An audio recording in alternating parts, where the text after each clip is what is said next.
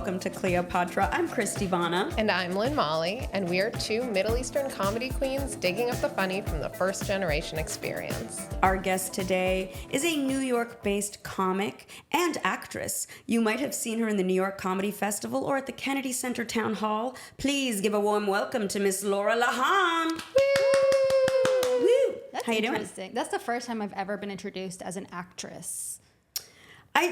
Aren't you doing like some, you told me you were doing like acting classes and like focusing on that. I feel like why not? Get used to it, babe. Sure. I guess, you know what? You're right. The guys say that they're stand-up comics from their very first open mic. That's true. I might as well just really channel that energy, that confidence. That While you're at it, add multimillionaire.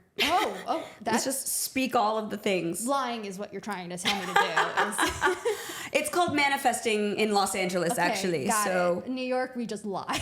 You have been on Broadway, so that's more than most actors I know. Yeah. I was doing stand-up on Broadway. So you know what? I'm also a Broadway darling. No big deal. Thank you so much. So you are visiting from New York, but you used to live here. Correct. Quick hot take. Yeah. I lived in Los Angeles 10 years, and I think the only thing I've taken away from my 10 years here is this, like a need for Botox and an unnatural understanding of what natural beauty is. So that's my takeaway. And now I live in New York, where everybody is doing too much all the time, nonstop. It's they're like the city that doesn't sleep. Okay, take a Xanax. I'm exhausted. It's literally whereas we're the city that's always on Xanax. I feel take a note, New York. No one here is doing anything ever. They're just like on their phones at home, acting like they're doing something. I'm curious as to how, because I feel like people in LA are doing a lot. There's like a lot of multi-hyphenates, and there's a lot of people. Do you think that the distinction is that New York is just doing more than LA, or do you think that they're actually doing something, whereas LA people are just talking about doing stuff and not doing it? Ding. I think the thing is LA people, you say that people are multi-hyphenate, and they are, but they take their time more with all of the different things that they're doing. And in New York, they're constantly like, oh my God, I gotta run because I have a show at a bodega that I used to run that I'm bringing back, but now with cats. And it's like, okay, everybody, too much. And then somebody will be like, oh, let me try and find a way to make this coherent. Everyone I talk to, it seems like if they slow down, they will die or have to face their childhood trauma head on, and that will kill them also. Yes, I have read about this because I was wondering why I always get all my anxiety right before I'm about to go to sleep, which my boyfriend loves, because it's like, he's like, good night now, babe. And I'm like, everything is miserable.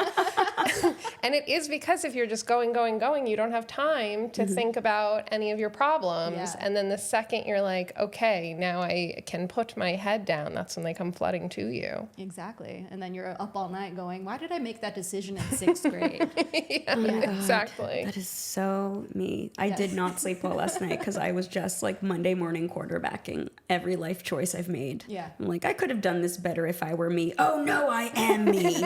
Shit. We should call this podcast Insomnia Corner. Yes, and really film it is. at midnight.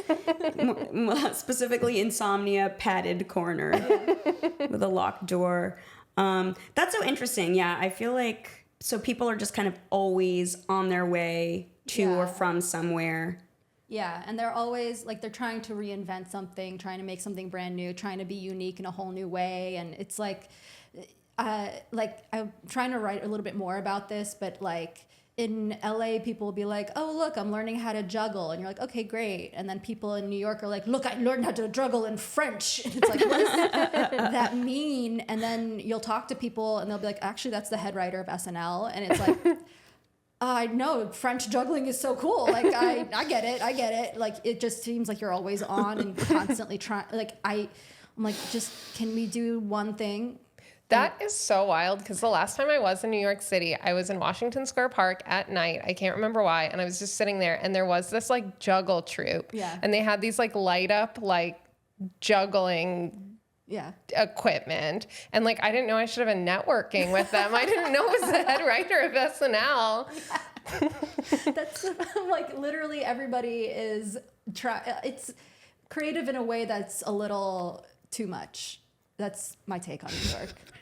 So calm down. I'm laughing because I saw a joke today. Do you know Chris Fleming? Yes, Yeah. he's the so funniest. funny. He posted a joke recently that was like, I heard Coke is back at SNL. Prove it! Somebody better be running through walls like Jim Belushi. It's so fucking funny. Chris Fleming makes me think I should quit comedy. Oh, Every time I 100%. watch him, I'm like, Yeah. there's What am no I reason I doing? should be doing this. That is genius outwork. I could watch him forever. Yeah, pretty much. We should have him as resident white. He's here. bisexual, so that's marginalized in my book. I am your guest here today, so I just want to bring the attention back to me. Sorry, we're just like doing a quick admin meeting right in front of you where we're just like, hey, so who else should we have on this podcast?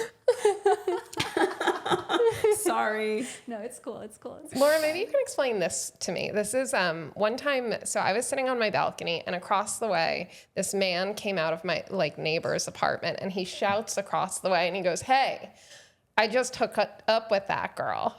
Excuse me. And I was like, "Oh, okay." And he's like, "Yeah, I'm visiting from New York." And I was like, "Oh, that's nice." This is shouted across the street, I should say. And then he goes, "You know what's the difference between New York and LA? In New York, you have to put your dick on the table. But in LA, girls take it out for you." Okay, first of all, I thought I was going to say you have to put your dick under the table. wow. And Like, I've just been that's thinking how about Harvey this. Weinstein did it. It was under the table. This is truly what I think is the Yeah. difference between New York and LA, but I haven't figured out why. The thing is, like, I can't explain why, but it makes sense to me. Okay, good. But I also feel like in LA, he was able to get through that whole thought.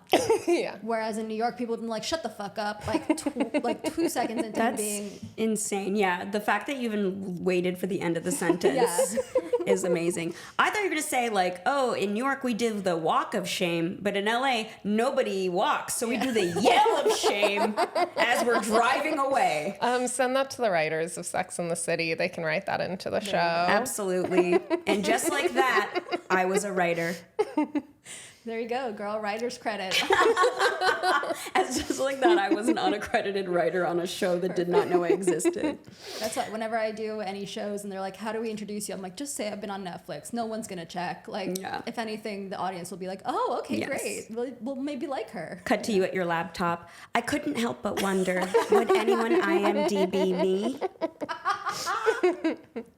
So, Laura, you know about this podcast. We talk about the first generation experience and how people's parents got here, la la la. Can you tell us a little bit about you, your background, and what your parents, grandparents, great-great-great-great-grandparents were all about? Oh my God, of course. Finally. Finally, somebody's asked. Also, only the third Syrian guest on this podcast. Really? I count as one of them. Who is the other? Gina B. Jones. So, okay. I was going to say that she's only half. Okay. And I'm not a guest, so. I just lawyered my way into Please being the welcome our Syrian first full Syrian guest. What a weird... credit. Yes. Okay, I'm from Syria, which is great because most of, like, growing up, people didn't know where that was. Yeah, I got it. I think I talk about it on stage too, where I'm like, I used to tell people I'm from Syria, and they'd be like, "Where is cereal?" And yeah, truly, I'm like, Isn't that an ancient city? yeah. Well, also now you guys know Yesh Malik. He's Yes. a Syrian Iraqi stand-up who made it his life's mission to prove to me that I'm a Syrian, and it's my favorite thing in the world to try and That's convince so him funny. that he's Arab. He hates it. Shout out Yesh. Shout out, yes. Future We love guest. you. Absolutely, you have to have him. Hey, quick side note. Can I talk to you for a second about the podcast? I wanted to recommend a few future guests we might have to have. Sorry, Laura, can you give us a minute? Have you updated the spreadsheet? I have updated Okay, the spreadsheet. Thank fantastic. you so much. To let And you now know back when to our first full Syrian guest. I'm from Syria, which is Not Serbia. not Serbia, not Syrial. literally, like growing up, people would look at me and be like, couldn't even tell. They were just like, oh, I thought you were like Russian or English or Venezuelan. I've gotten a lot, which is That's very specific. very specific. Yeah. But I appreciate that. Yeah. Thank you. Like, Absolutely. I love to Yeah. get Brazilian. That's always like, ooh, okay, you're calling me sexy. yeah, I I'm like like, it. you're close. They also have oil, and that's the reason why the U.S. wants to destabilize them. You know. An enemy of America and democracy, of Right, course. exactly. Yes. No, JK, obviously. My parents moved here back in the 80s when my mom found out that my mom was like she's a total badass.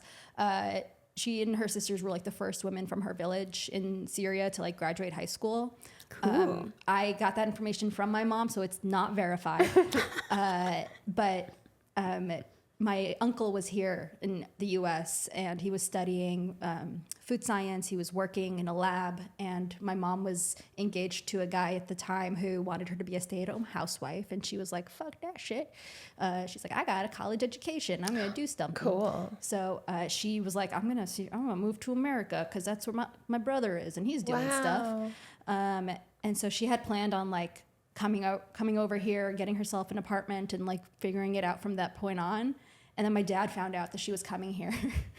And he was engaged to another person at the time also, who like also had all these demands of him that he was like, I don't want to deal with this for the rest of my life. So they each broke off their engagement.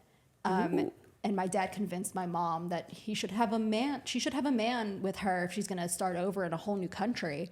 And the patriarchy won that argument. Congratulations. Yeah.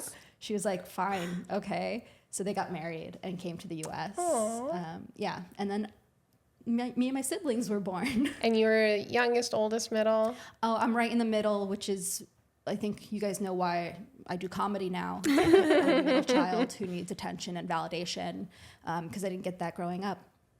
Love me and say that you do. Like, rate, subscribe to Laura. Thank you so much. Thank you so much. Save a life.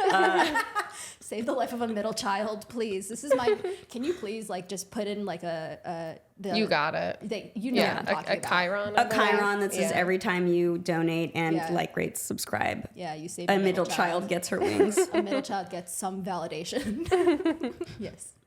Yeah. That's so cool. So where did they settle? Was it New York right away? So they came, they settled in, well, first they stayed in, I think, Rhode Island, which is, I don't know how they got to Rhode Island. I don't know how Arabs got anywhere. It's a great question. It's a great question, Yeah. right? So they came to Rhode Island and then moved around like the New Jersey area and then settled in New York City. That was all within about a year. Because like the thing I don't understand about Arabs is like where and why they settled where. Like I know there's a huge Syrian community in Allentown, Pennsylvania. I know the community that I grew up in Bay Ridge, was also one of the largest Arab communities in the U.S. Why does everybody move to Detroit? Like why are there all the Arabs in Dearborn, Michigan? I truly Patterson, New Jersey. like. I'm like, is there oil there? Like, what is causing you guys to congregate in these spaces? Enclave, I think it was just like one person, and then it just kind of... Like Irvine, I know, is another big community. I didn't even know this until I went there to do a show with Bassem, but Tempe, Arizona. What? Yeah. Really? Huge Arab community. Wow. Yeah. College town. It's a fun city. Yeah. But it's like full of Arabs. And I I would was like, never expect know that. is it the desert? Is that Okay. what called you over? You know what I mean? So yeah, I don't understand what makes us congregate where we are, but I know that it's really important for us to have community. So I get that. My parents found a good, strong Christian, Greek Orthodox Arab community in Bay Ridge, so that's where they settled, and that's where I grew up. Yeah. You grew up Greek Orthodox? Yes. Yeah. Cool. Yeah, I think I knew that already. I knew you were Christian. I just couldn't remember if it was specifically Greek or another branch of Eastern Orthodox. I said this podcast was how we were going to discover that we're cousins, but I Yeah. feel like maybe we're not. You're Yeah. from the north, I believe. Damascus. Oh, Aren't you from Damascus? Yeah, Yeah. yeah. Why do I keep thinking you're from Aleppo? Gina is. Oh. Gina B. Jones. And all Arabs are the same. Yes. So, yeah, that makes sense. But I thought because, well, I mean, we probably are cousins. We'll family tree this later. Okay. We can put it in the spreadsheet. I would love to see that. Let's make it easier for the FBI to. Yeah. They just they get your family tree and they're like, all right, well, just arrest this one by one. This spreadsheet right here, actually. Branch by branch. Yeah. Sorry, that was exactly what this podcast is all about. I've gone down like too many internet rabbit holes today, and I need to pull Already? my head out of my arse. It's barely 3 p.m. Don't tell them what time we record. No, I'm It's just kidding. midnight. It's midnight. After midnight. This is Taylor Tomlinson's newest. This is season 2 of Taylor Tomlinson. TV This show. just in, we're canceled. They don't want us. Edit that out. For legal I like reasons. that you told the camera that, and it's me who's editing. For legal reasons. Oh my God. So you grew up in kind of an enclave then, so you probably felt pretty attached to your background growing up, or did you feel like a certain resentment towards it? Because New York, obviously, little incident in 2001 that might have shook things up for you. That's. I'm so glad you brought that up. It's weird to go a full day as an Arab without talking about 9/11. There's actually just a question on our thing that just says 9/11 question mark. And it's just like a free response. Like, be specific, support your answer. Interestingly, okay, I actually watched it happen live. We could see it from my hometown. Yeah, it was wild. I was in the 5th grade. Okay, I believe. hipster. I actually saw it live before. Where you saw it on the internet. I watched it happen before it was cool. You're like, actually, I knew it was gonna happen, so I was there. Okay, I was say the that. first Dear one there. CIA, I did not know it was gonna happen. Let's not put that out The there. CIA listens to this podcast because we know they do. At least they like our jokes. They're like, they're, terrorists, but they're funny. I hope so. I hope they do that. Yeah. I had a heckler, not even a heckler, somebody who posted on one of my videos today who was just like, wow, this is not funny. And it was my cousin Sammer joke. And they were like, I bet your cousin Sammer is funnier than you. And I was like, the whole joke is about how he doesn't exist. So I was like, so you're telling me the only person funnier than me doesn't exist? And they literally came back and was like, I guess you're a glass half full type of person. That's pretty funny. I like that. And I was like, got one. I got one. Boom. Yeah. Like, rate, subscribe, baby. Yeah, right? That's how you get every individual follower is by responding to trolls. Exactly. So one by one, CIA, we're getting you. Just one giggle at a time. So I grew up having literally watched it happen. I was in the 5th grade, and you could see the skyline from our classroom because we were like on the top level of our elementary school. And I remember our teacher basically pulling us all from the windows, being like, come inside, come inside. There's probably just a fire. It's probably just a fire on one of the upper floors. And then we watched as the second plane hit the second tower, and we were like, that doesn't look like a fire. Yeah. And, again, we watched as the towers fell. And I remember our teacher at that point were like, pulling the shades down and being like, everyone get back to your seats. Everyone get back to your seats. Like, this is clearly something's happening. And then out of everybody in my class, I was the first person picked up. My mom came to the school immediately and picked me and my sister up, and then, drove over and picked my brother up. So first of all, I was like, now I'm one of the favorites. She was just like very nervous about like, oh, what if something happens that's even worse? It's very scary to be in that area at that time. That must have been really good for your middle child syndrome, is that she picked you up first. It didn't last long because I'm still doing comedy now. But A star was born. A star was born. Yeah. I love that your teacher pulled the shades down as Yeah. if that was going to stop 9/11. This didn't happen. I think Everyone back to your seats. We're all gonna do math. Go sit down. It's like the reverse of the George Bush meme of like whispering as he's reading to children. Like, you already saw it, and then she's like, everyone open your books. Yeah. Start reading. But growing up in New York specifically was wild after that because, there weren't too many Middle Eastern people in I think I was the only Middle Eastern person in my class. And then... Did people know? Excuse me as I burp into your microphone. People knew, yeah. People knew. they didn't know Syria specifically. Yeah. They just knew Middle East. And I think there was a really big push after that to like label Middle Eastern people as a certain type of way. And also, weirdly enough, especially in Hollywood, to like portray them in a specific type of way, but they only hired South Asian actors to do that. So like, I would tell people I'm Middle Eastern, and then they would give me all of the, you know, racist tropes that they know, but then also at the same time question whether or not I was Arab. Right. Yeah. So they'd be like, oh, so then why aren't you wearing that thing on your head? Right. Like, That's why why aren't you Sikhs were so brown? targeted. Yeah. It's like, oh, let's Yeah. go for the dark brown person with something on their head. And Yeah. it's like, And I'm like, oh, okay, so you just don't know what Arabs are. You're just, you know, repeating what you've been told or what you've been shown on TV. So it was just a confusing time all around. We were so close to each other. We could have talked on the phone and cried to each other and gossiped and talked about cute boys. It's such a shame.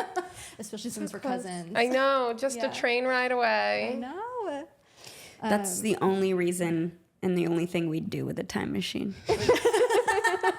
We wouldn't stop 9/11. We'd just hot gossip about it on the phone as kids. Yeah, about how unfair it all is. I always say if there had been one, because there wasn't even an Indian girl in my class growing up. Like if there had been one or a Middle Eastern girl, like I feel like it would have made all the difference. I mean, I went to school, my high school was very, very diverse, but like very heavily East Asian and South Asian represented. So I did find a lot of like strong bonds in those communities, especially as an immigrant kid. But yeah, if it was anything that I could cling to that was more Arab, that would help me feel more connected, I think that would have been just a completely different experience. Did you have a lot of family in New York, or was it just like your No. immediate family? My immediate family, and then one family that were like distant cousins in a way, but they I love them so much. They were like, they were always the example of what not to do. You know, like your parents have those, like, okay, well, you can't do, look at what this person's doing, don't do that. Like, clearly this is the bad, you know, a bad influence. And to be fair, like they weren't the best influence. But there's just, I have so much love for them because they really, they really embraced that, like, we're from Brooklyn attitude. Like they really dug deep into it and were like, we're from Brooklyn, we're like gangsters. And I'm like, we're from Bay Ridge. Like, I don't know if you know much about Brooklyn, but we're from the safest part of Brooklyn that literally is, like, Wikipedia calls it a naturally occurring retirement community because it's just Arabs and really angry old white people from like the 20s. The 20s. Yeah, truly, it's just elderly city. And But now hipsters are moving in. Some of my hipsters friends are starting to are move yeah. in. Yeah, now more so because it's still kind of affordable. Because anytime one of the angry elders dies, you know, their apartment that's been rent controlled for the last, 80 years, like they put it up back on the market and it's still somewhat affordable. But my cousins really like dug deep and they're just like, yeah, we're from Brooklyn, like Jay-Z. I'm like, we are nothing close. Like oh my God. This is one of my favorite stories. One of my cousins, when I was off at college, I came back for like just like a holiday break. And she literally pulled me aside to be like, cuz I'm so proud of you because you got out. And I was like, of what? Like, if you look around our neighborhood, I got out of early bird specials at every diner. Like, the sidewalks wide enough for scooters and wheelchairs? What did I get out of? They say nobody leaves here because it's so comfortable. That's what it is. Like, It's also like in a big city, like so close, you can get to Manhattan so quickly. Right. Like it's not like you got out of your small town. Yeah. Your one horse town that like everyone. It's so funny. If anything, like people are trying to get back there. Yeah, Like, exactly. I was like, You're so lucky you stayed in with the property. I know. I'm like, with the free rent, are you kidding me? She was like acting like it was the most dangerous thing. And I was like, maybe if you stay out late enough that like all the old people eventually wake up at 4 a.m. and then they're like starting their day and they're on the road. Like, I guess that could be dangerous. Otherwise, we were fine. Like we were fine. But she still really like dug into that entire persona. And I was like, I love you so much. You're so dumb. I love it. So we know that you don't have like a traditional arts background because Oh, yes. we're assuming. But did you do any arts growing up? But because we know you were an engineer in a past life. Yes. So just was the arts part of your childhood and growing up?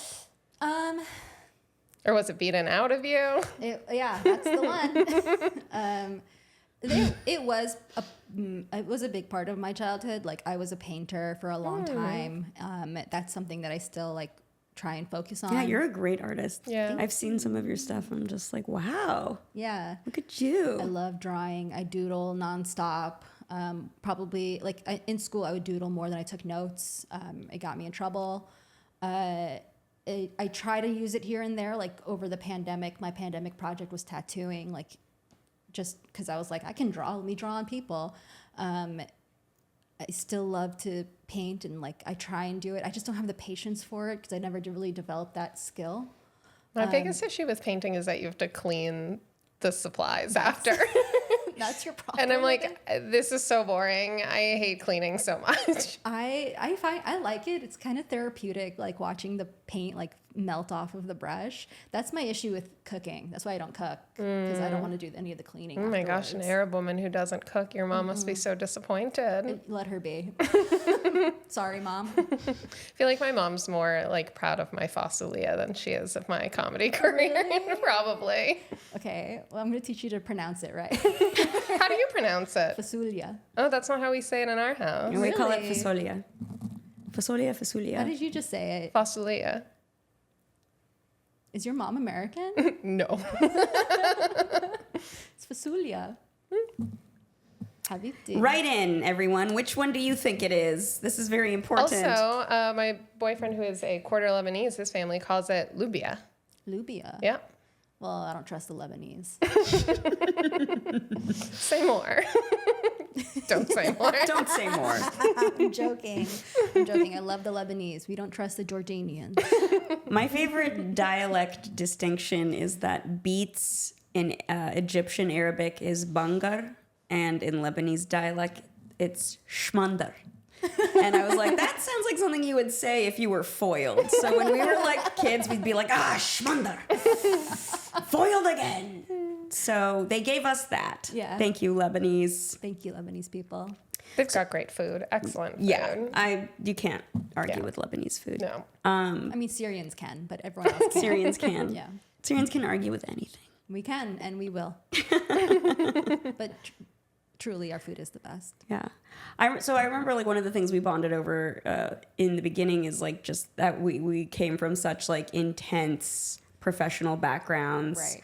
And I was just wondering if you could, talk about that a little bit and that transition. Yeah. So, I mean, you came from law. I came from engineering, and just And I have a degree in acting. Thank you. Hey, Lynn, can I talk to you for a second? I have a really impressive degree it in is. professional writing. Thank you. It is, and you're doing something with it. Is what's important. There you go. Yeah. She is killing it. She's not going to talk about it right now, but she's fucking killing it. Sorry for cursing. Whereas I haven't used my degree in 2 years, and I hope to never have to again. But didn't you use your degree to build a solid foundation I from did. which you could then explore the arts? Yes. So that is something that I guess as much as I wanted to rebel against my parents, I did on their recommendation, and I am grateful for it because I did focus on engineering for as long as I could before I was like, I just can't do this anymore.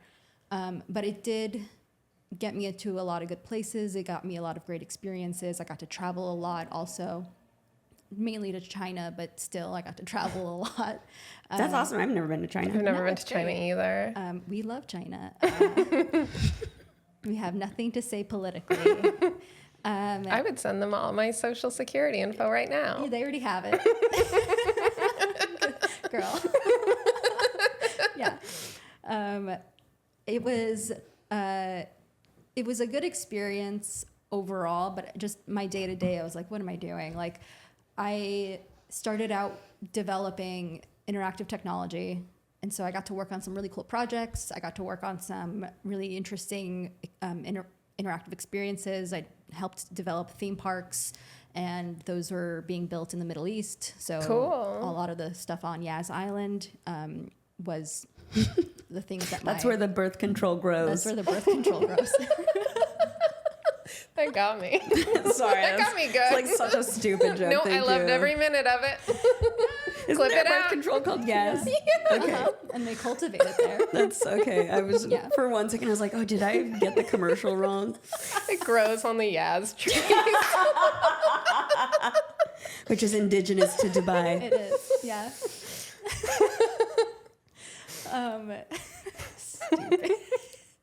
Look, this is what we have today, okay? I didn't sleep. I'm very tired. We're gonna get that. That's what we get. I love it. Thank Keep you. it. We're gonna patent that and develop our birth control islands together. I love it. Olivia Rodrigo will be our spokesperson. Oh, 1,000%. Yeah. Okay. That's actually my project 2025 is developing Yaz Island. As soon as they get started over here in the United States, it's straight to Yaz Island, Perfect. which is the opposite of Epstein Island. Yeah. Sorry. Only women allowed. Yeah. Hilarious. Why would we need that much birth I know. control? Just in case the men find us. It's for the cramps. That's for the Oh, cramps. yeah, it's to stop the... There's medical reasons for it as well. So we have clear skin. I don't know. So, This is a podcast of only valueless digressions. So I hope you are on board for that. no, I am. I love it so much. I can't wait to hear it back and be like, Can't what wait. the fuck? Can't wait. What's happening? Do they know? Do they know? She's like, can you spell my name Laura Laham on in the show notes, Like, can you please? actually give me a pseudonym for this entire Thank you. episode? Yeah, if I could actually be, who was the white guy that you mentioned earlier? Chris Chris Fleming. love Okay, him. yeah. I am Chris We Fleming. love you, in Chris. He'll never hear this. this. Yeah. I hope he does. Where was I? So you were your engineering. So I was engineer. Oh, and then from interactive technology, I went into developing toys, basically for children. First, I was. Oh my God, is the movie Big based on you? It is. And if I had seen it, I would make more Develop children's- references to it. But sure. I developed like really interactive tech for Oh, kids. cool. So I was working at Disney. I can say that now because they let us all go. And then worked on more toys at Mattel until I got more experience in high volume manufacturing and work with plastics. And then ended up working for Apple for a few years. Did you build Margot Robbie? I built Margot Robbie. That's Yes. so Don't impressive. be silly. She engineered Margot Robbie. She's not that highly engineered, I'm not gonna lie. It's mostly ultrasonic welding. What is the toy or the project you are most proud of, or that you like had the most fun with? I wish you had it here and we could play with it. Are you allowed to say? I'm trying to think about what it even I did work on. What did I do? When I was at Mattel, You pitched Intifada Barbie, and you were like, no thank, and then you got let go. Intifada Barbie. They were like, we're gonna pass. Thank you. I was like, I think it'd be a hit. I'm so sorry. I'd buy her. I mean, The box opens itself up.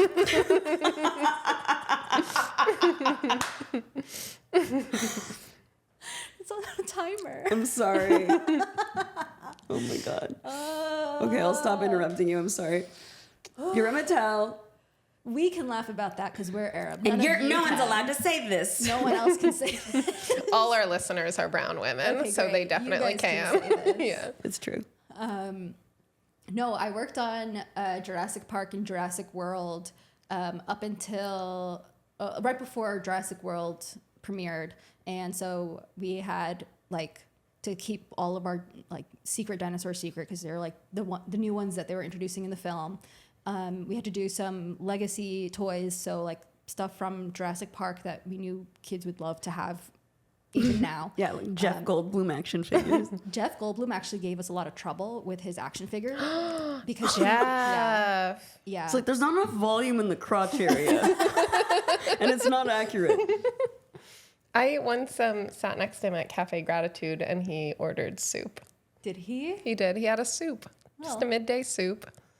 That's a very Jeff Goldblum order, I feel. Yeah. What's your Jeff Goldblum story? One time I saw him at Sugarfish, and he was wearing a hat. Did he have a soup? He didn't have. He got a soup at a sushi place. Miso soup. No, they don't have miso soup there. They only have the What fish. they have, yeah. Yeah. Yeah. What's your Jeff Goldblum story? He wouldn't sign off on the likeness of his action figure. And then he ordered a soup. Classic. And then he ordered a soup. He's like, actually, if my action figure doesn't come with a soup, a little plastic accessory of soup, this is over. It's going to add another 2 cents to the cost, but I guess, all right, let's go. We're going to get a cease and desist from his PR team. Oh my God. Absolutely. I can't do a Jeff Goldblum impression, but I want somebody who can to do You know Chris Fleming can. You know he can. And since I'm here, to do an impression of him negotiating the terms, but like him on the phone, he's like, yes, well, okay, that's pretty good. As, I didn't that's as hate good it. as I can do. that was a Loved good it. start. Yeah. Yeah. I He feel does a like lot of hums and Yeah. Just spend some time with it, like work on it. yeah, in that was the mirror. first time I ever tried. Really? Thanks for being there. And you did it on camera. And I did on camera. Look at me. Wow, so brave. Oh, loved it. So brave. The amount of so times I've been called brave this week, just for being my goddamn self, has been so upsetting. really. Wild Yeah. ride, truly. So, yeah, I had dinner with some friends yesterday, and they were like, what you're doing with comedy is so brave. I couldn't do it. And I'm like, I can't either. I cannot. Okay. You're like, I've been trying. Yeah. That's kind of cool that, so like Jurassic World, they were like, everyone was asking about Yeah. whether they could, but not whether they should make these toys. Right. Yeah. Exactly. We didn't stop to ask if we should. We just did, and then we let it run amok and never learned our lesson, and then made 6 more movies. Same plot, all the way through. Just because I have no understanding of engineering, even though my dad's an engineer, were you just like fiddling on like AutoCAD or something all day, or were you like physically like working with stuff, or was it is it just like spreadsheet? I don't know how engineering happens. That's a great question. So it depends on where you work. When I was at Mattel, I think that was the most fun I had engineering because I didn't have to do any of it. Like our design team would draw what they wanted, and we would take a look at it, figure out like the dimensions and stuff, and then from there give it like a general price range of how much it would cost to manufacture based on materials and paint and all that.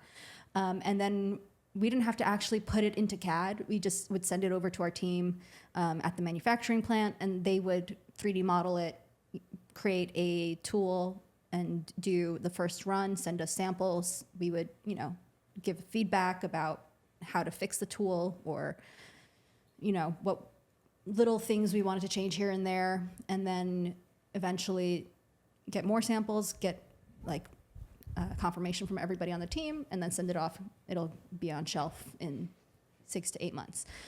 At Apple, we were the ones doing literally every single piece of the puzzle. Like we were the ones who would 3D model every little piece, including like the screws we were using, down to like little bits of glue, the wiring inside each part, the boards that were going to go in there. We had our electrical team that would actually do the routing of the boards, but we were the ones placing like specific parts on there. Like we need a connector that feeds into like this part, and it's got, X microns of space to do it. So we were the ones figuring all that out. I learned about like tolerance analysis and all of the assembly, like manufacturing. It was insane. I learned about tolerance analysis at the Improv open mic.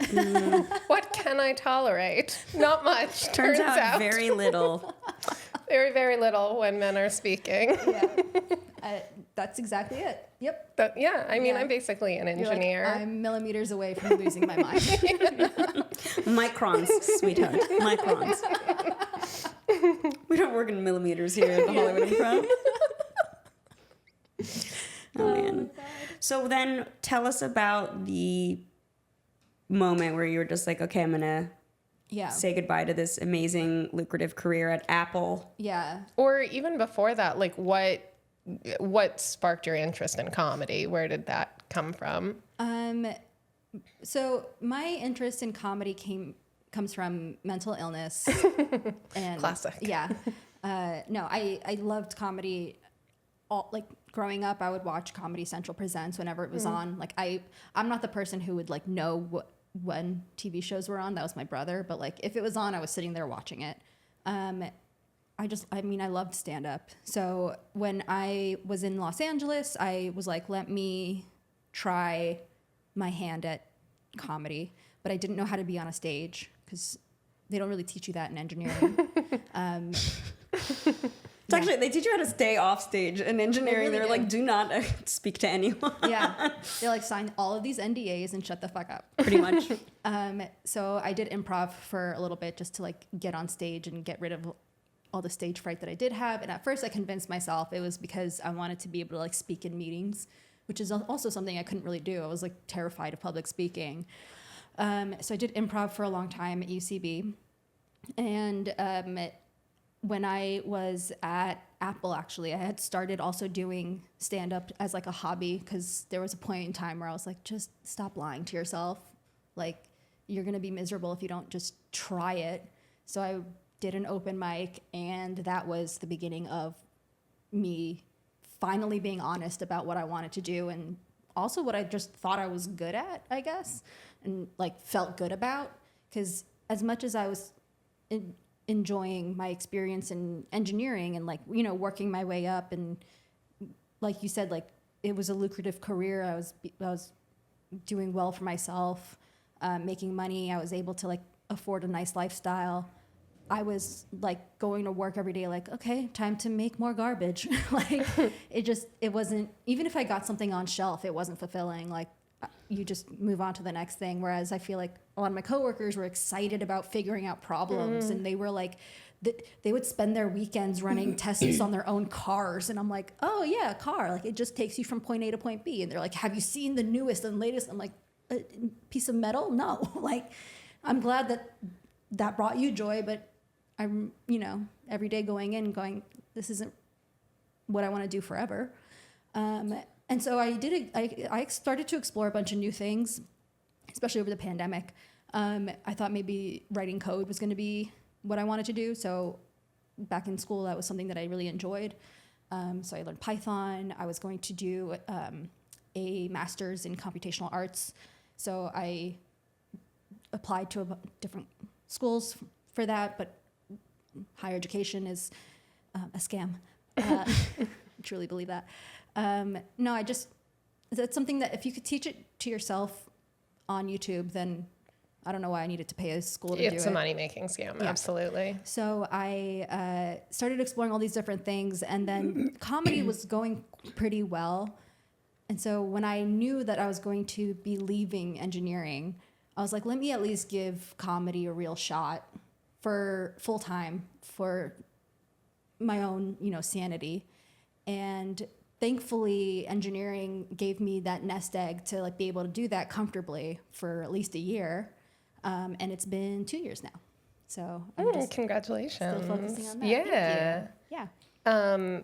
Are you doing any kind of like freelance engineering stuff, or no, completely? No, not at the moment. I'm going to start looking into it a little bit because there is part of me that does kind of still want to make toys. So I think I might start building up my profile for that, and then maybe doing a little bit of DFM.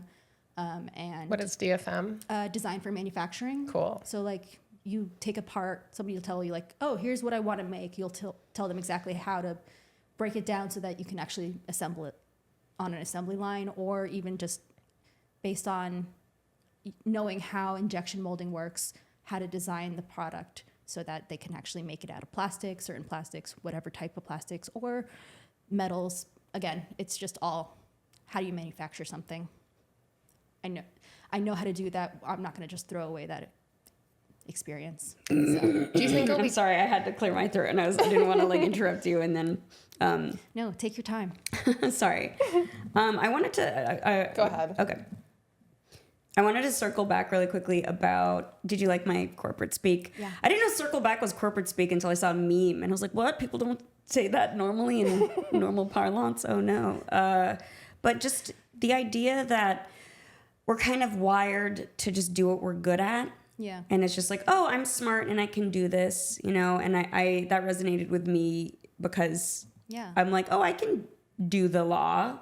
And if you just keep doing this, then you'll be comfortable, and that can be your entire life. And it's hard to know what you will like, because I think for most of my life, I only enjoyed things I was good at.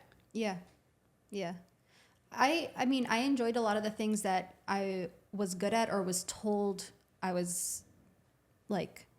Or you're told you're good at. You might not even be good at exactly. That. Yeah. I mean, like, I think about like the joy of like getting a good grade on a science exam because my parents were so focused on us getting straight A's in school, and they really, really pushed math and science as, you know, the subjects of the future. So if I got an A on my chemistry test, I was like, oh, I feel good about that. And then you grow up and you start working, and I'm working as an engineer, and we solved this problem where maybe two parts wouldn't like connect. We figured out a way to make them connect. Therefore, we were able to move the product forward. I feel like people would be like, oh, okay, great. I solved this problem. I feel good about that. Eventually, it got to a point where I was like, I don't feel about that. I'm glad it happened, but I don't feel anything about that. Whereas with comedy, like, all the work that I'm putting in and all of the things that I see coming out from, like, for my career, every little moment I'm like, oh no, I feel good about that. Yeah. You know, like there's like a little bit of joy that's there that's like, oh no, I did that. I made that happen. And I'm grateful and happy and proud of it. And even like the work that we have to do and you're like, fuck, I just, you know, we're always going to resent having to do work, but like looking back on it, I'm like, oh, I'm glad I did it. And what's an example? Like sitting down and writing for hours just to try and like fix one joke or like trying to be consistent in writing just so that you can like build up material. I see what you mean. I wasn't sure like, what you were talking about when you said like what type of work. Yeah. It's like getting that punchline to a joke that you wrote like years ago and couldn't get a punchline to. And then you're like, now I can find the punchline because I'm like several years better at this than I was before. Yeah. But it's like, I look back on that and I'm like, no, I'm glad I did that work. Whereas in engineering, I would be like, okay. Right. I see what you mean. Yeah. I'm like, I'm happy to do it, even if I'm not in that moment happy to do it.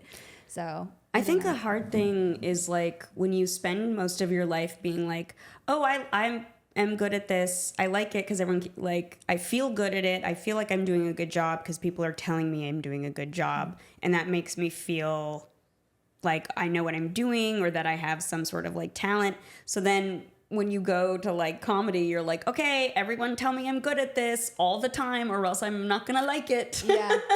And you have to just like get rid of that. And that's been like my biggest struggle to transition from like, okay, but do you like this joke? Do you think there's something there? Fine, maybe like people aren't like I was telling this joke about the British Museum that like was not working for a whole year, and like I finally started to get to a place where like it's actually gelling and it's like one of my favorite Oh, Christy Bonnet jokes. Oh. I love that one. Yeah, and it's not 100% there yet, but like it's fun to be like, no, there's something here. Yeah. And I'm gonna stick with it.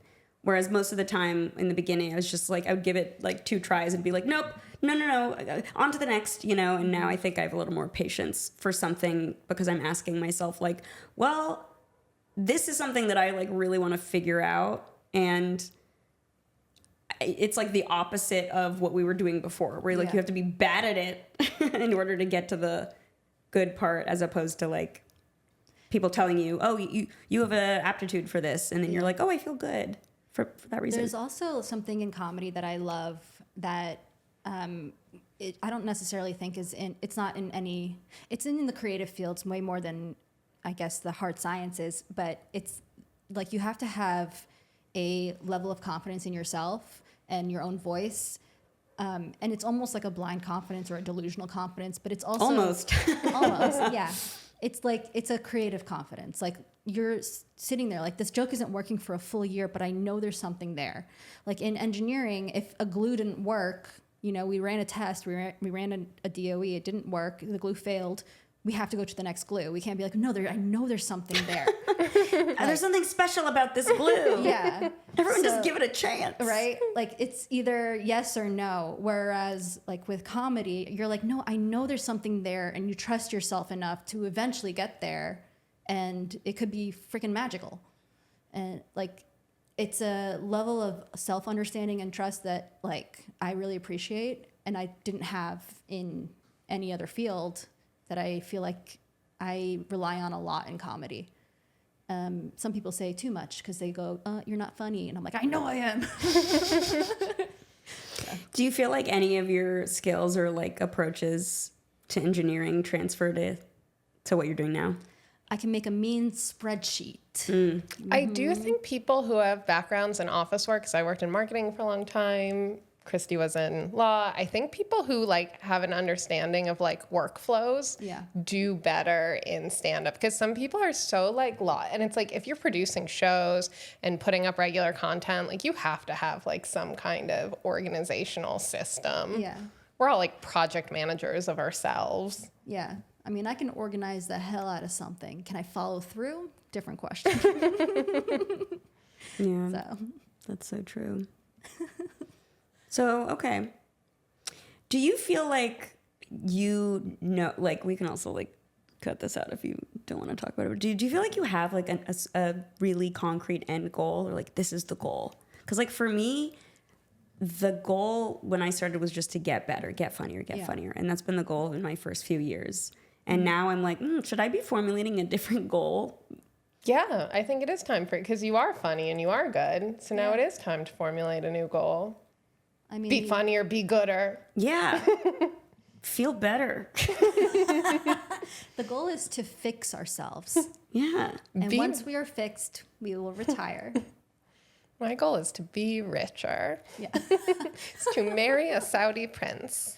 Ooh, I love that goal. Yeah, that's a really big goal for me. Thank you. A multi-million-dollar mansion on Yaz Island with this Saudi prince. Anyway, but like, yeah, just I was wondering. I like to ask people like what their goals are, or like how their goals might have shifted from the beginning to like where they are now. Yeah, what's your vision for like dream career, maybe? I see myself as the Arab female Tyler Perry. So I will be building a media empire. We're all going to go to Laham World at some point. I look forward to you exploiting all of us as well. Absolutely. Don't you worry. I'm a capitalist, baby. I really am not. We got that. Is that on camera? Okay, great. No, it's fine. I had the same goals as you. I think earlier on, like when I first started, I was very cautious, and I was like, I just want to be better tomorrow than I am today. And year after year, like that was my idea. Like, okay, am I moving forward in a way that makes me feel good? Like that makes me feel comfortable. That makes me feel like, okay, I'm making progress. Am I better this year than I was last year? Am I getting a better sense of my own voice and the things that I want to say and all that? Now I'm like trying to do more with that now that I have that, I guess, more developed, and it's still developing, but I want to write more and develop more and maybe put together an hour so that I can start working on like a full story. So my goals would be like my goals are incremental. Like I want to put together an hour. I want to be able to tour with that eventually. And maybe from that point on, I want to eventually be able to do theaters. That's, the dream. And then from that point on, take over Hollywood. And then once I have control of the media, purchase a few senators, purchase the president, whoever that may be. Could be a girl. We don't know. Could be an Arab woman. Probably not. Probably going to be AI. Continue. Yeah, it will be AI. I'll train the AI models on... Yeah, that's actually a competitive advantage. Yeah, there you go. To buy politicians. Honestly. Just program them. There you go. and then from that point on, just like be able to control the minds of society. It's very powerful. Oh, and frightening. Yeah, that's what I'm going for. The short answer, world domination would have sufficed. Next question. Thank you so much.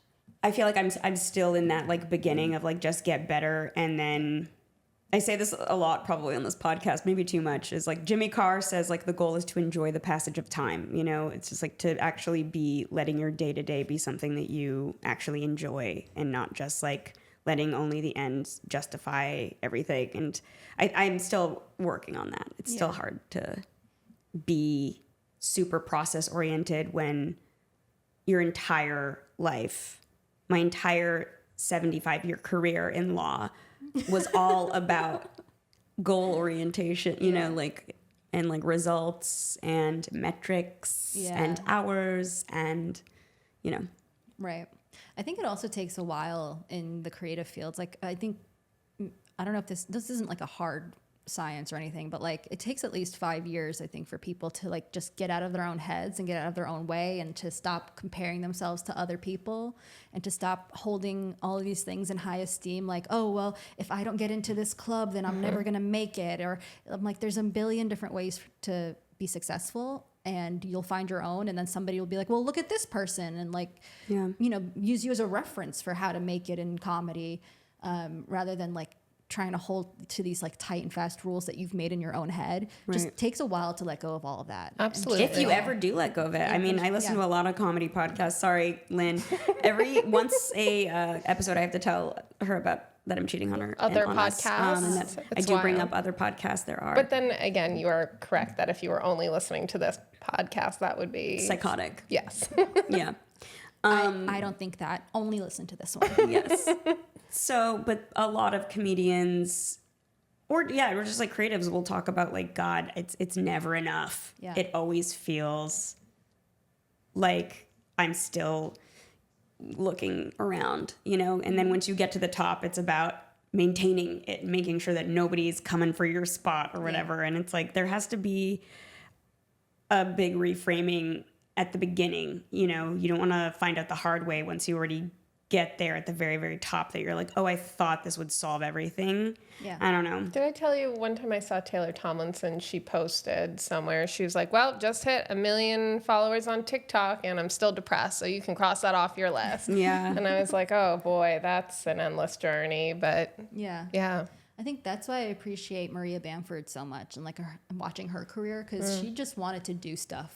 Like, she's just like, you know, it'd be interesting if I did a comedy show for just my parents or like, you know, do a comedy show just for one person on Zoom. Like, just didn't have all of these rules about what a comedy show is supposed to be or what a comedian is supposed to be, or like, if you're a good comic, you can do this or that, or you can turn any room, you can do any room, you can go to any club and they'll put you up. And she's like, I want to do this. And then does it and is amazing at it. It's just killing it. One thing I love about her is she'll do like any show that's close to where she lives. Also that, yeah. And I relate to that so deeply. Like, I always want to be that comic who'll do any show.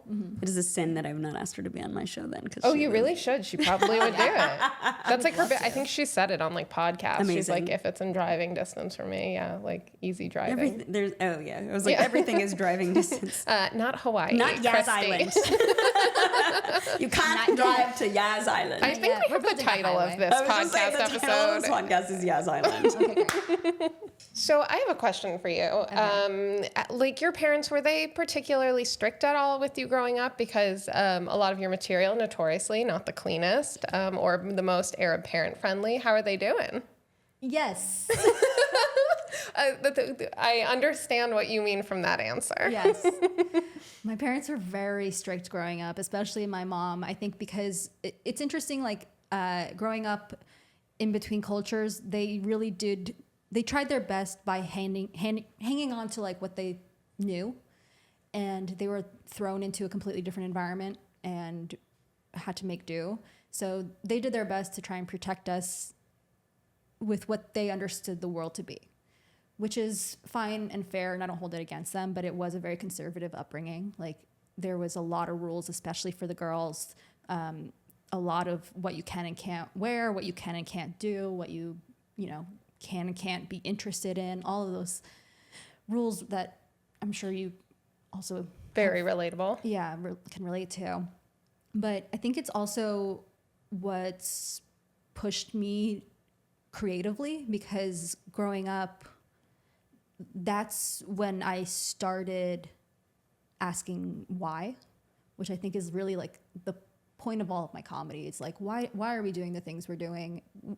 It's silly. Like, who made these rules? Like, I would constantly ask my mom, like, well, why can't I wear shorts? They'll talk. Who is they, and why do they have power? And like, who are we trying to impress? Like all of these things, all of those questions were literally just me asking why. Why are we doing this? Give me a real answer, or like convince me of an answer, and then I'll, oblige. And then that sort of kind of snowballed into every part of my life. Like, why that's why I examine everything. Like, why am I doing things the way I'm doing them? Is there a different way to do them? Why do we care so much about being in a club when there's 100 different ways to be successful in comedy? Why are there two political parties? Why are there two political when parties? we want neither. Yeah, There's one political party. that's fair. But it's Called capitalism. Next question. Okay. She's not wrong. Yeah, I'm like, why do I have to be in a monogamous relationship when I don't feel safe in one or comfortable in one? I only recently discovered that it's like, oh, I'm actually the most comfortable in a polyamorous relationship, and that's what I'm going to be searching for. Why do I have to be in a traditional relationship, in a traditional marriage, to have a kid, when if you look around, most of them end in divorce, and people lie and cheat, and children from non-traditional households do just as well, if not better, like in life. Like all of these, everything I'm doing, I'm like, what is the reason that's keeping me from living the life that I want? And aside from like physics, and law enforcement, there really isn't a good reason. So That's your death and taxes. Yeah, death and Physics taxes. and law enforcement. Nothing guaranteed except for Why? physics and law enforcement. Why must I remain on Earth? So we have a couple questions for you. The first one is Cleopatra was a woman of luxury. What's a luxury item you can't live without? Hot showers, I can't live without. I like that that's your luxury item. I think that's a pretty basic human. I'm surprised you didn't say clean potable water. So that's actually agua potable. I don't drink water. I haven't had water since It's all 1996. Are you like from the 13th century? You're like, a luxury? How about a shower? Oh, I don't drink water. It's just malt liquor and mead. We're all catching bubonic plague Yeah. from her today. Your D&D background is showing. I love D&D. No, because, I was traveling. This is after Disney laid off everybody. I just traveled through Europe, and I was staying at one hostel in Bristol that did not have hot water. And when you brought it up to the staff, they would say, oh yeah, we were just told, so the plumber is coming today. And they said that every day to everyone who ever asked. They just never had hot water. And that is indeed a luxury I cannot live without. So I went on Tinder and found myself a date and used Tinder as Airbnb, and had a great night and a hot shower. Actually, 2 hot showers. You just put in your profile, shower sex interested.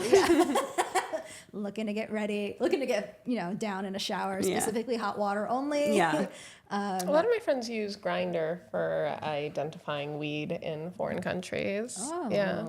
That's a good point. Yeah. Yep. So I would say my luxury is, hot showers. I would give it up for that. What else am I thinking? Like my dog. Oh, Yeah. sweet Nova. Sweet Nova. Nova's a necessity. She's a necessity, even though she's a brat. She's definitely a bougie bitch. She's a bougie bitch. Yeah. Yeah. Lately, she's been doing this thing lately where if I'll put her food down on the ground and she like looks at me like, and I'm like, I'm not gonna elevate it for you. Like, she wants me to like hold it for her. Oh my gosh. No. Yeah.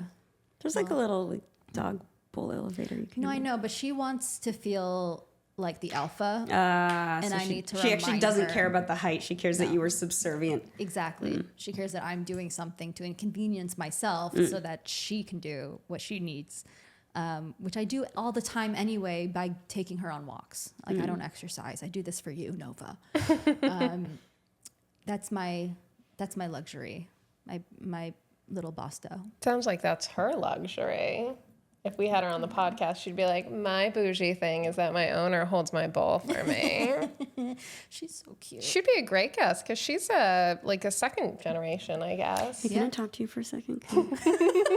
We can't have dogs on the pod.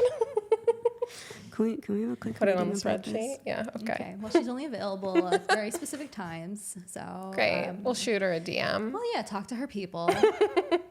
So second question, Cleopatra wasn't actually Egyptian, as you probably know. She was actually more Grecian, but she embraced a ton of Egyptian customs. Are there any any American customs that you can't seem to shed, or I'm saying it's all wrong? It's okay. So one thing we like to ask our guests is like, what is a custom from your culture that like is part of your life, you can't get rid of it, or like a superstition or a tradition? Okay. That's a great question. There's so many traditions that I don't know because I grew up in America and I didn't grow up with all of my cousins. And so I didn't learn a lot of the traditions that you go through growing up. Like my mom recently told me about a tradition where when a baby loses its first tooth, and like starts like not a baby, I don't know, a toddler. How old are they when they start losing teeth? That's beyond me. Okay, great. When a small baby or person loses a tooth, Small baby or person. who knows? When an embryo loses a tooth, you make a dish with pomegranate in it. And you're supposed to go around the neighborhood and give everybody a sample of it, and they in return give you something white. So When they're like, what's this crunch? You're like, it's the teeth. Yeah. Yes. Yeah. But what if it's after Labor Day? Then, yeah, exactly. You can't do that in the U.S. You're right. In the fall. Game over. Game over. You're like, I wanted to give you something white, but that would be such a faux pas. And then there's the other one that we were just talking about, like when a woman gets her period, you make the bouli. Every month? Or No, just the first time? First time. Well, if you want to do it every month, no one's going to stop you. But also the first time, it's like a way to announce it, to be like, she's a woman now. Eat the bouli. I don't know. There's a specific. Oh, okay. Got it. So it's Yeah. not like, got it. Okay. What did Never you mind. think? I thought it was the same, No, where it's it's her like first every period. time you get your period, you make it. But no, it's just the first time. Yeah. Okay. My My mom did not do that for my period. Maybe she didn't know. Or maybe she did and I forgot because we had tabbouleh so often. Maybe my mom made this up. I don't know. She could be making up all of this, and I'm like, like writing it down. Like, okay, give them something white. Like, yeah. She's like, and on every full moon, we tell only clean jokes. That's a very Syrian Yeah. And tradition. new moon. And every Friday, we are a good girl.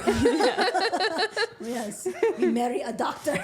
Every Friday we marry a doctor. It's tradition. Yeah. Well, I just found out on Good Friday we have to eat something sour. Okay. See, all of these things that I've like, they're traditions that I just didn't grow up. It's always food. Yeah, it's mostly food related. Yeah. Everything is food. Yeah, but there's also sayings in Arabic that like, you know, you say something and someone says something back to you, but like it's it's a traditional exchange, but it doesn't really have like, I don't even know the meanings to them. It's just like you know, you say Christos and Esti. that. Like you mean in church or just like sayings like out in No, just out and non-religious? about. Oh, okay, Like, okay. There's a call and response in all sorts of different scenarios, and they're cultural, but like I don't know most of them. Like I was in Jordan and I was asking my tutor to like teach them to me, and there was one that's like what you say after an argument, and you're like, oh well, are we all, you know, good? Are we good to go? And someone responds with something like, as sweet as milk. Like, yeah, I don't know the exact. And if you don't say translation. that, the magical words, you're still in the fight. Yeah. Oh wow. Yeah. Or like even like when you leave a store, like you say something specifically to the store owner, whether or not you bought something, you just leave them with Yatik al-Afi and walk out. It's like a custom thing, a customary, like this is just manners, you know? But it's And that like, means I didn't steal anything. Didn't steal anything. Bye. That's so polite. I love our culture. yeah. ooh, wait for the trolls to come at you for that one. They're gonna like be like, we're Arab linguistic majors, and what you have said is completely incorrect. And you've offended our gods. Make duat. It's Iranian, not Persian. Oh my God, it's so funny. Those are traditions that I love, that I want to know more of, but you know, I'm learning slowly. Yeah. We are going to our final segment. We have a segment called Dig Deep where we ask deep questions. The first one is Cleopatra was portrayed in 1963 by Elizabeth Taylor. Mm-hmm. If your life were a crossover of two TV shows or two films or a TV show and a film, what would it be? Who would play you? Wow. Who would play me? Probably Lynn, because she's full Syrian and in Hollywood. You're having like a major like Voldemort pure blood situation going on right now. You're, like really fixated on pure blood and starting to raise some eyebrows. Gina B. Jones will not be playing her. Gina B. Jones is only half Syrian. Arab-American casting would have a problem with it. It's either me or Ismail Lutfi playing you. That's true, yeah. You know what? It could be Ismail. He's great. Yeah. I feel like he could really capture my essence. But I would prefer Lynn because we're related. Obviously. And I just think your dry delivery of lines is pretty spot on. So, like, we just, yeah. Shout out, we're doing a podcast television show together. Yeah. And we're playing Dueling Queen Wives. But your delivery just makes me laugh every time. Your delivery makes me laugh. So right back I'm cutting this out because it's a podcast that's not about me. I'm so sorry. Good point. I feel like that's even worse than me saying I'm listening to other podcasts. I'm doing other podcasts. Look, as long as you're thinking about me the whole time, we're fine. We really are, yeah. The entire time we were making eye contact and both going, Christy. Yeah, absolutely. Christy. Mm-hmm. So, okay, but what's like the storyline of your... Okay, let's see. So you brought up D&D. I'm a huge fantasy nerd. So I would go with something that's got fantastical realism. So maybe like in a fun, quirky, kind of dark, like a brand new cherry flavor type of way. Mm-hmm. Love that.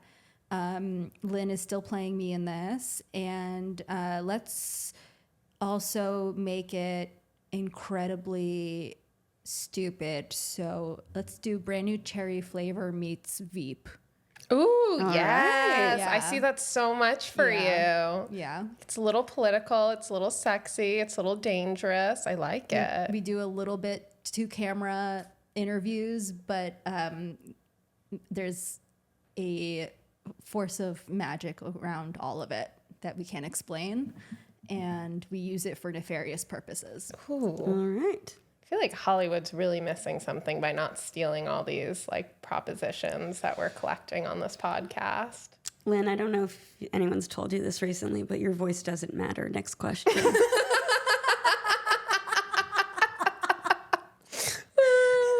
She tells me that every night before I go to sleep. She said it with such a straight face too. Like, don't break character, babe. You're killing it. Sometimes she It kills took every me. ounce of like to not break. Thank you. Yes. The acting, Yes. it's working. The acting classes, ooh, baby. On that note, Cleopatra had a storied legacy as a scholar, a leader, a beauty queen, so many things. What would you like your legacy to be, and what would you like your epitaph to read? What do you want your legacy to be? What do you want people to say about you when you're dead? But only when you're dead. Okay. While I'm alive, don't you dare say a word. Don't say shit. Don't say shit. When I die, finally, people will say finally. Finally! Finally, it's been That's what 300 years. My tombstone will read finally.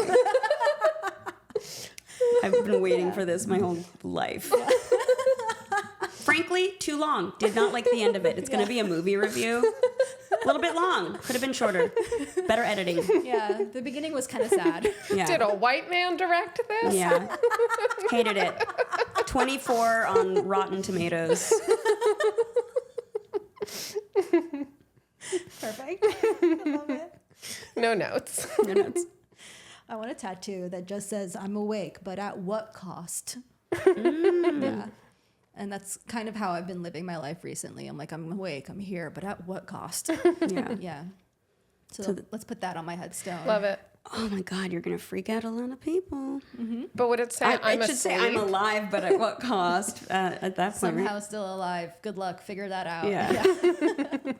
Yeah. There you go. Laura Laham, that is the end of our episode. Thank you so much for being here. What would you like to promote? Communism. So we're going to link to communism in the show notes. So please, everyone, follow communism. And there'll be a link to the Communist Manifesto. At communism on Instagram, TikTok.